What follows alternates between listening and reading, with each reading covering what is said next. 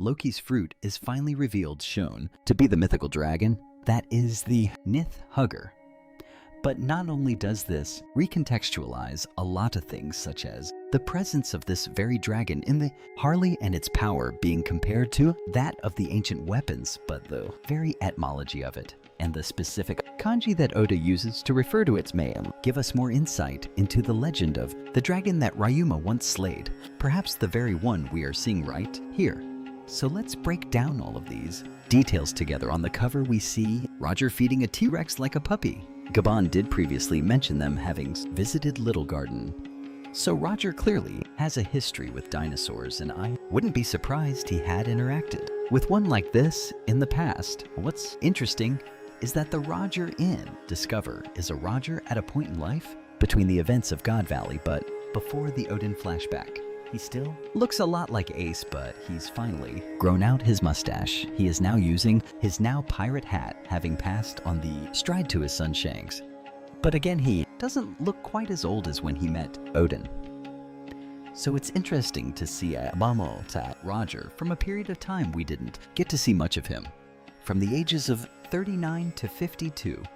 We did get a very brief glimpse of him at age 47 during the Odin flashback when he first heard of Odin in the news, but that's all we saw. From that period of his life, Summers realizes that the Nika Muma crashing into the ship caused both the ship and the clouds to vanish. But instead of taking responsibility, he just blames the Muma for it instead, unwilling to admit he screwed up. Because Gonko's arrow is set on course to continue, though Summers decides not to inform Emu directly, but instead allowing the kids to just fall off for. He's just that kind of twisted romantic, and once again, willing to shift the blame onto Emu directly.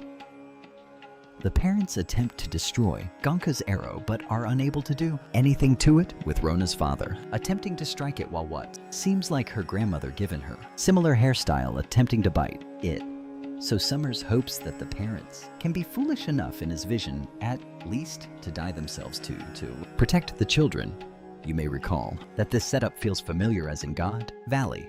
We saw Summers doing the exact same thing where he attempted to get a rabbit kid to fall onto his thorns from atop a tree, only to be saved by his father, causing the both of them to get punctured. In retrospect, this setup was pretty much a direct foreshadow to this very scene as a parent saves his child from falling from atop a tall tree, even at the cost of his life. Each of the children reminisces about the struggles with their parents feeling guilty for their misbehaviors of the past.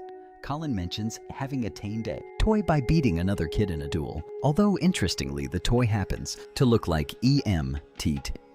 This toy was likely created by the Giants on the basis of the Harley mural, as EMTT did appear depicted there. Ripley had previously commented an interest in Frankie Cyborg body when they were visiting the ancient facility. So I wonder if she was the one who picked this toy for Colin after having an interest in this kind of futuristic stuff herself. Yova, the great-great-granddaughter of Jarl, refused to eat her veggies since she disliked carrots. Scaldy, who previously played with Luffy on the swings, was blamed by his mom for taking his father's sword without permission. Olaf, Omo's grandkid, made fun of Omo for being a pirate, especially after being taught to be more peaceful in the new Herald Order of Alb. Karen was scolded by her mother for lying, which might explain her long Usopp nose. Maga got mad at his mother for coming all the way to school to bring him his forgotten homework, only to realize he left them behind on purpose. In the background, behind his mother, you can even see the sound effect of laughter, probably from other kids making fun of him. Rona is congratulated by her dad for being willing to sacrifice herself earlier in order to see the library and the school. And despite her optimism, which proved to be true in the end, she ends up succumbing to tears as her dad embraces her. Bent instead had been the one kid who said that his mom was the scariest thing, which is the reason why we saw Mama Mumas terrorizing the land. But in this case, his actual mom proves that she's only scary so that she can protect him. Bjorn was embarrassed by his brother RH due to him being an otaku, but Road 2 is willing to sacrifice everything in order to protect him, even after Bjorn has already begun to fall. And perhaps most emotional of all, Yane mentioned some chapters back how she couldn't quite relate to the other kids due to the fact that she does not have any parents anymore. But even in that case, Hanj, who ran all the way from the Warrior Spring to here, just for her, just barely making it in time, is still willing to be a parental figure in her life and sacrifice everything when she has none, as the children seem to plummet to their doom. However, they land at the back of Loki. Their F is spared by landing at Tabambe. That is a bouncy surface, which turns out to be Luffy himself stretch out to give them a soft landing.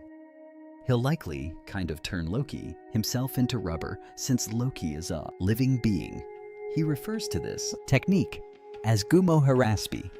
The SB is a type of Japanese rice cracker, which you may be familiar with as it's largely beloved by Garp and Sangoku. Bulhara just means belly, meaning that Luffy stretched his belly out to let them land, making his body look like it's in the shape of a round cracker. This move is fundamentally just a flattened version of his Guin or Gum Gum balloon. Luffy mentions that the people at Tombat him feel prickly, which would suggest that Summer's thorns are still working, which makes sense, as they still should, unless they have a maximum range. But Gonka's arrows stopped at the ship drop off point, meaning that while they are still susceptible to the thorns until Summers is defeated, at least they can move on their own again. Loki pretends like a soon that he didn't intend to save them, seeing he's a destroyer rather than a savior, which ties into the dichotomy of the sun god being a figure of either salvation or destruction in the history of Albath. Oddly enough, though, Luffy himself appears to have his traditional Nikai look of having no shirt and wearing his usual pants. But this is odd because at the start of the arc, we saw Luffy enter Gear 5th with his Albeth outfit even, gaining horns and whatnot, but it seemed he just reverted to his original form for marketing reasons or something. Although in one of the first panels, Luffy is depicted shirtless, whereas top Loki. Later, he is depicted with his outfit on, so I wonder if Oda's just being inconsistent here. As Loki rises to the skies, suddenly, both snow and thunder begin to fall around the island. We've established previously that Loki, with Ragnar, is able to wield two abilities, Thunder and Frost. We saw the Thunder when he struck both the Atom, Tree, and Herald, and we saw the Frost when he used it recently against the Draugr. Although this further recontextualizes the snow that surrounded Ara's castle on the day of Herald's death as being caused by Loki, too. The question, however, again, is how much of this is Loki's powers and how much of it is Ragnar's powers. But without further ado, let us confirm it. Yes, indeed, Loki is a dragon, and by the looks of it, he appears to be the Nith, Hugger, the mythical dragon of Norse mythology. Particularly as we saw through the Mumasoda, the name of the Anideki Hugger with a kanji for lightning dragon / thunder dragon. And we saw the Muma firing lightning through its mouth. This is unique to One Piece, as the Nith Hugger of Norse myth doesn't have such a power as far as I'm aware, but would establish this fact through the Muma, to prepare us for Loki's powers, which can wield devastating lightning. This dragon is more akin to a dragon from Western mythology, fitting given the North inspiration, in comparison to the Eastern Long Dragon, upon which Kaido is based on. Although we may call both dragons, these are technically different creatures from different mythologies. Loki appears to have large wings, which explains the weird silhouette we saw in Arist, but also seemingly has 4 legs, explaining his quadrupedal pose also seen in the castle. His face has a slightly more canine shape, which explains the mutt-like appearance of his hybrid silhouette. And both of his horns, including the bandage, are still present, although it seems like part of his helmet has fused to his head. Interestingly, just like seen in the castle, his eyes are glowing with aura, with an effect that is visually similar to that of Doi Riveri. But I wonder if there's any lore connections, or if it's just Oda's way of making an opponent look intimidating. Most noticeable about the Nith Hugger, however, is its immense size. We saw that in hybrid form. Loki ended up becoming just a bit larger than he was, which was already quite massive, even by giant standards, as his ancient giant blood made him taller than most normal giants. However, in fully transformed beast mode, he's nothing short of truly colossal. Luffy may appear to look way gigantic atop him alongside a cheering Ragnar, but remember Luffy can make himself massive through Gear 5th, while Ragnar is already massive to begin with, being close in size to Loki in his regular form. And if you take into consideration how massive giant Luffy look next to Kaido, that should give you an idea of how big this dragon is. Although I'm sure that Luffy's size as a giant can probably vary quite a lot. But not only does Loki clearly tower over the Muma seen on the bottom right, just compare him to the Drowger sent flying to the left. Remember that same type of Drager? Just a couple chapters back, towering over the giant mountains of the underworld, and which a tiny Loki froze. While I know Oda isn't the most consistent with large sizes, it does seem like this Nithogre is truly colossal, and thus befitting of being the contender of the title of strongest being in this world. Although knowing Oda, I would be willing to argue that he's making a play in words, and that the real strongest being in this world may actually refer to our mothers and fathers who are willing to put themselves through anything in order to protect us. There's this beautiful game of size that Oda has played since the start of the arc. We begin with being set in a country of blocks that seems to be the entirety of the nation, and yet turns out to be nothing more than a single room in a single castle, atop a hill part of a much bigger island. When we get that contrast, we get to see how much bigger Loki is compared to Luffy or other giants. And yet even now that concept of Loki has become even larger, becoming a colossal creature to sizes we haven't seen Zwan users transform into before. Upon seeing the snow, Yara recalls what sounds like a prophecy, believing that on a day with a storm of snow and thunder, a colossal beast will cover the skies, and along the drums of liberation, the sun god will appear. This prophecy plays out quite literally as the colossal Nth Hugger brings with him the warrior of liberation. In a sense, this is feeding with the myth of Ragnarok, where it is said that the Nith Hugger would be unleashed upon the start of the apocalypse. In that myth, it is said to carry the dead in its wings, which could in a way be considered him carrying the children and parents on his back who are about to die, though in this case saving them from death. What's interesting about this prophecy, though, is that we've gotten vague ideas about a return from a warrior of liberation in the past. But this prediction sounds almost too precise of a combination to be a coincidence. And did the people who once made this, likely tied with a Harley, simply believe the users of the two fruits would fight side by side? Or did they see, in some way into the future, the same way Charlie knew of Poseidon's birth? Once again, we keep asking ourselves about if destiny is preordained, or if we forge it ourselves. Regardless, let's go back to the Harley, because this recontextualizes a lot of things. Primarily, I think that at this point we can strongly assent to the idea that the dragon featured on the Harley Center is most likely meant to be the Nith Hugger, just as we speculated a bit back then when talking about Loki's fruit. Although this is interesting, as I previously mentioned, that the ancient giant depicted on the mural could also represent Loki, but perhaps it is just meant to represent ancient giants, or those with their blood as a whole. People have even suggested the squirrel next to it not being a mink, but rather a representation of Ragnar, although that's up for debate. While I still think the central tree could represent the sun, Eve potentially being also the source of devil fruits, it could either alternatively be the Adam tree, or just represent both of the two colossal trees. But regardless, the dragon descending above the tree is a fitting imagery. You could even argue that the thunder coming out of the ship next to it could be caused by the Nth Hugger directly. Though I still think it's meant to signify Uranus striking its bolts down, particularly as from the bolt arises a large wave with the N-Aur representing the sinking of the world. Although we've recently questioned if the king featured at top, it is not Emu, but instead meant to be Davy Jones. Going back to the history of dragons in One Piece, it makes me wonder if perhaps the previous user of this fruit could be the one that Riyuma had slain above the skies of Wana's capital.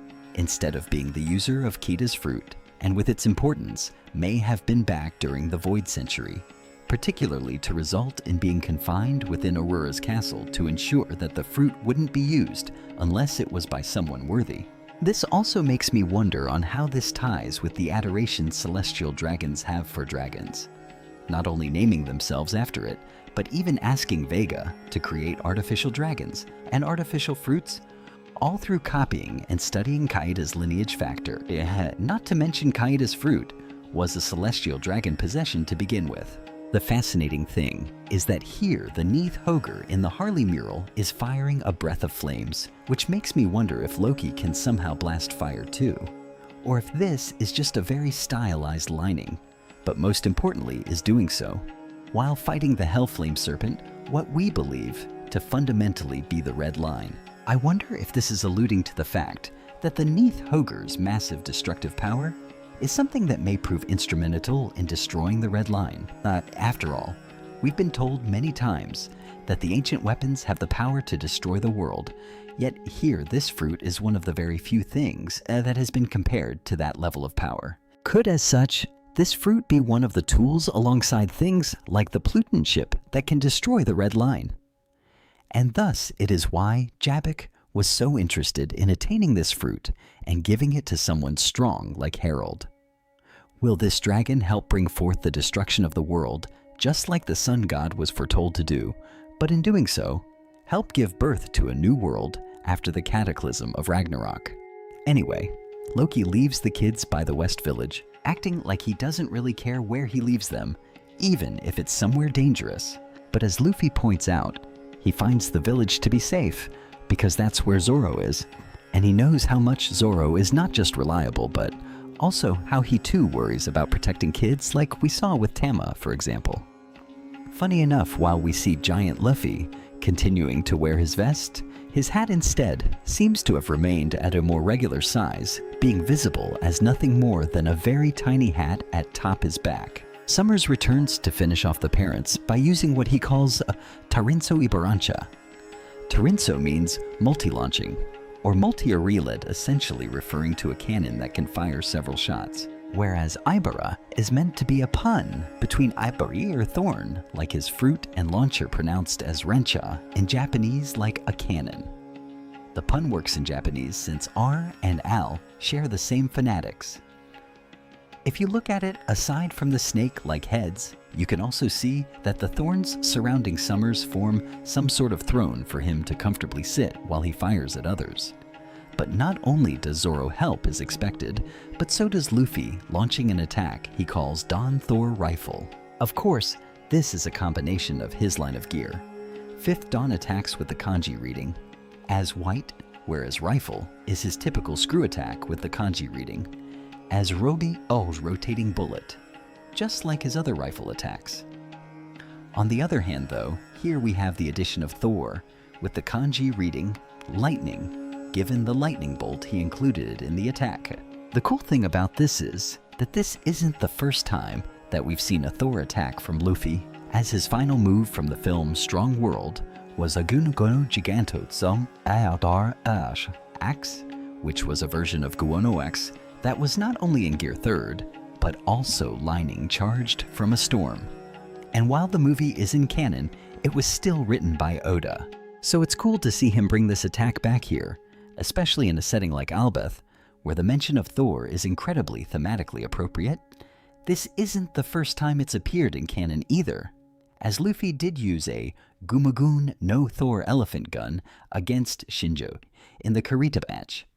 You can even appreciate the spinning nature of the attack in the way that Oda draws it, where you can see the whole fist is drawn with multiple circles to simulate that spinning effect. This is enough to dispel the thorns, which, as we saw earlier, are vulnerable to Far as well, and Ripley gets to finally properly witness Luffy in his Nika form, which, if you recall, this was set up as early as she was first introduced, where she asked Luffy as to why he wasn't appearing in his wide form from his Bountifer.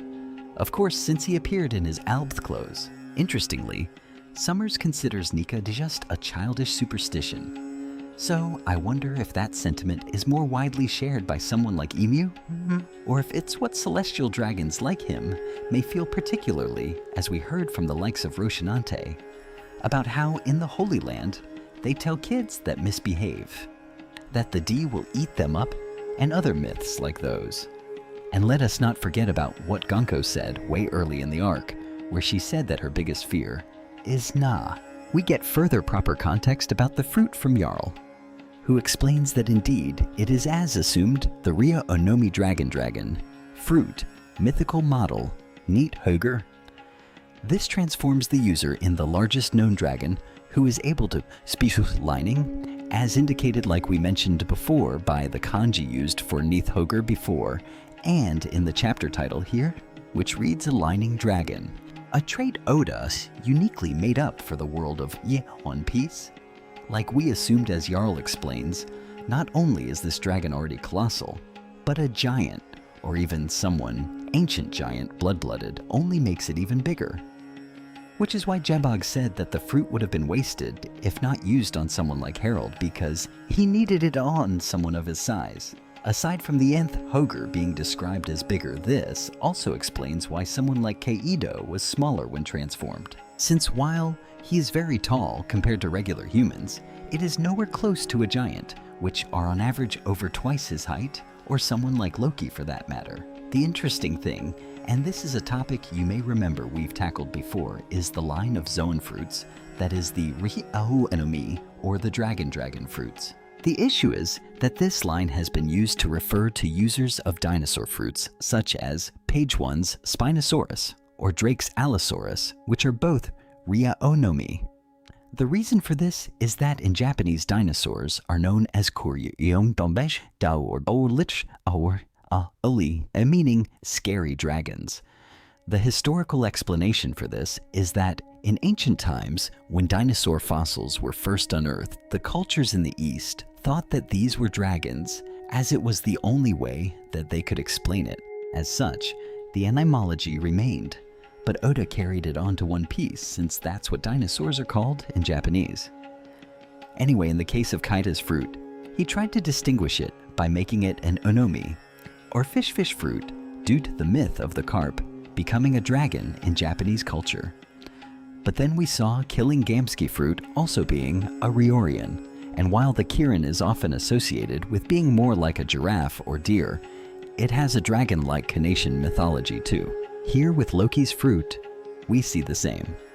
So I guess in the world of One Piece, the concept of the dragon and the dinosaur linguistically being the same extends to this too. It's worth noting as well that Oda usually distinguishes dragons in One Piece by using two different kanji for Ryu. The first, which looks like this, is historically used to refer to Eastern dragons. The Kaido like Longa dragons that are more serpentine and have no wings. On the other hand, the other kanji is used for Western dragons more lizard-like and with wings. In the case of dragons like those of Punk Hazard Oda, Iazendeshi the Seihinji for Western dragon. But for Ka-Idi's fruit, for example, he often used the other kanji to describe it. In this case, the nth Hugger uses the kanji for Western dragon. And even later, Yaro refers to it with the English phonetic reading of Doragon.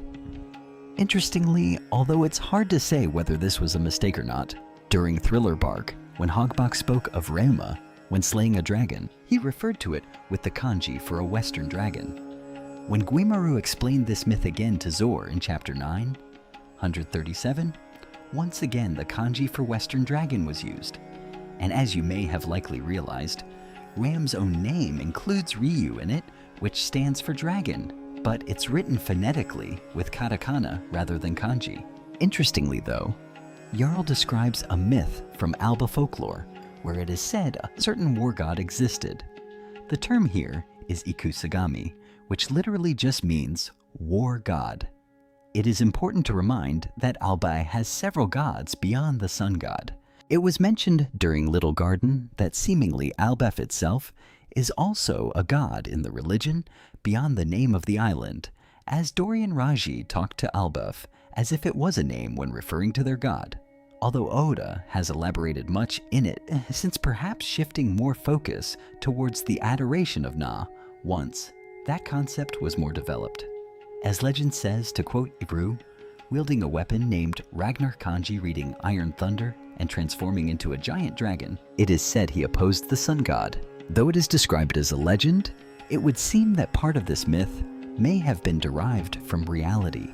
Speaking of some giant of times of old that wielded Ragnar and was likely the original former user of the mythical fruit, upon which after his death the fruit was sealed in Orus Castle for years to come. Given the existence of fruits at this time, we can assume this likely was during the Void Centuries appearance of the second Na. But what is most bizarre here is that this god of war fought not alongside but against the sun god, as the wars are even highlighted in the Japanese stags, meaning that this figure was on the opposite side of Nika and the forces of the D clan. This may be perhaps even why Emu recognizes the Nith later on as Emu, and the previous user of the Nith may have fought side by side in times of old. But it is quite bizarre to hear of someone who wasn't a human who fought against the sun god, as most of the races stood in union with the D clan. That said, Il continues his trusted confidant was the ice squirrel Ratatatesker, meaning that to this day, his servant Rateduz was transferred to his weapon, where yet awaits its master's return. Or so the legend goes.